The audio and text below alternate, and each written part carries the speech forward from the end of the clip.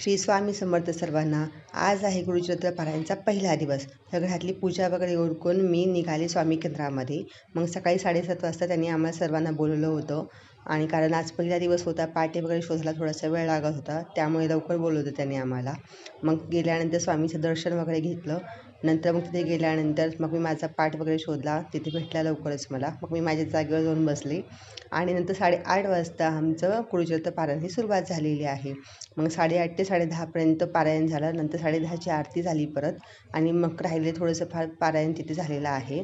आणि झाल्यानंतर तुम्ही बघू शकता किती सुंदर दिसत आहे. सगळीकडे गुरुचरित्र पारायण ग्रंथ दिसत आहे. खूप छान वाटत आहे. नंतर मग जाताना आम्ही स्वामीचं दर्शन घेतलं आणि इथे जवळच नवनाथांचंही मंदिर होतं. मग तिथे जाऊन आम्ही नवनाथांचंही दर्शन वगैरे घेतलेलं आहे. आणि प्रत्येक दिवशी तर स्वामी सेवेकरांकडून एक प्रसाद वगैरे वाटप होतं. मग इथे आज होतं सरबताचं वाटप. मग आम्ही इथं प्रसाद घेतलेला आहे आणि नंतर घरी निघालो आहे. थँक्यू.